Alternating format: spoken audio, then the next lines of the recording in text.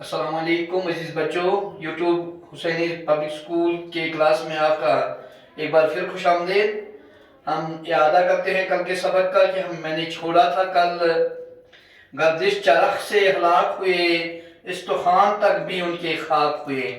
مطلب یہ کہ مرزا شوق اس شعر میں اس لڑکی کی زبانی سے فرماتے ہیں کہ وہ اپنے پریمکا سے کہتی ہے کہ دنیا کے اس چکر ویو سے، زمانے کے اس چکر ویو سے سب ہلاک ہو گئے، سب مر گئے، یہاں تک کہ نہ صرف فوت ہو گئے بلکہ ان کی ہڈیاں تک مٹی کے ساتھ ملیا میٹ ہو گئی۔ آگے تھے جو مشہور کیسر و فغفور، باقی ان کے نہیں نشان قبور۔ مشہور کیسر، یونان کے ایک مشہور بادشاہ تھے کیسر۔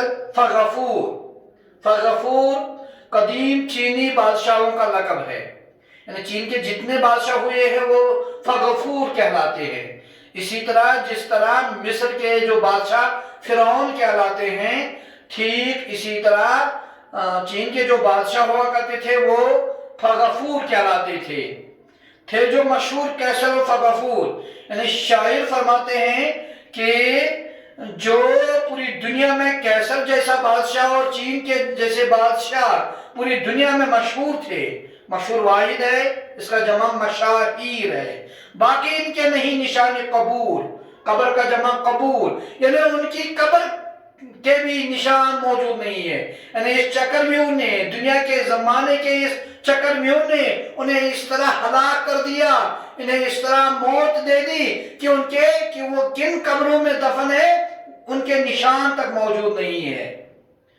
تاج میں جن کے ٹکتے تھے گوہر، یہ کل کی بات ہے، پریمکا سے کہتی ہے یہ کل کی بات ہے کہ جن کے سروں کے تاج میں موتی جڑتے تھے، گوہر ٹکتے تھے، ٹھوکریں کھاتے ہیں وہی کاسے سر، آج وہی کھوپڑیاں، یہ کل کی بات ہے، جن کے سروں کے تاج میں موتی جڑتے تھے لیکن آج وہی سر دنیا کی ٹھوکریں کھاتی ہے۔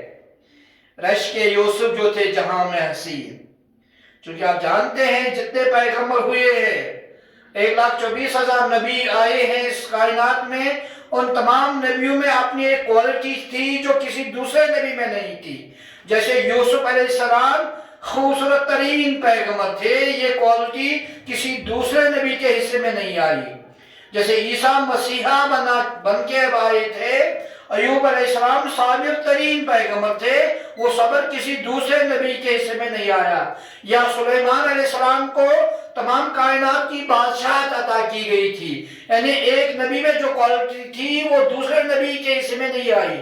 لیکن ہمارے جو نبی ہے محمد مصطفیٰ صلی اللہ علیہ وآلہ وسلم، ان میں تمام نبیوں کی کوالٹی تھی، یعنی یوسف کا حسن بھی تھا، ایوب کا صبر بھی تھا، عیسیٰ کی مسیحائی بھی تھی، ابراہیم کی خلیلی بھی تھی، موسیٰ کی کلیمی بھی تھی، اور سلیمان کی وہ بادشاہ بھی تھی۔ لیکن ایک کوالٹی ہمارے نبی محمد مصطفیٰ صلی اللہ علیہ وسلم میں تھی جو کسی نبی کے حصے میں نہیں آئی۔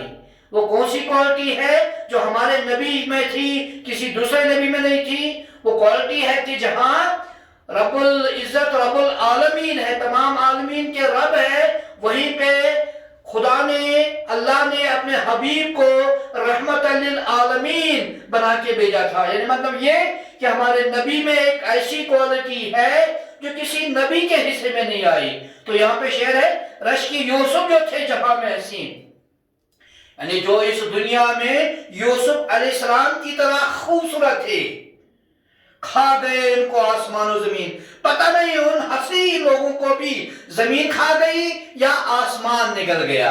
یعنی شاعر فرماتے ہیں کہ اس کائنات میں یوسف جیسے خوبصورت اور بھی لوگ تھے، حالانکہ یوسف کی خوبصورتی کا کسی کے ساتھ موازنہ نہیں کیا جا سکتا ہے، لیکن یہاں پہ شاعر کہتے ہیں جو یوسف کی طرح حسین و جمیل تھے، لیکن انہیں بھی یہ چکر ویو، دنیا کا جو چکر ویو، زمانے کا جو یہ گردش ہے وہ کھا گئی، اور پتہ نہیں انہیں زمین کھا گئی یا پھر آسمان نکل گیا۔ مثنوی کے آخری شعر میں ہر گلی منقلب زمانہ ہے، یہی دنیا کا کارخانہ ہے۔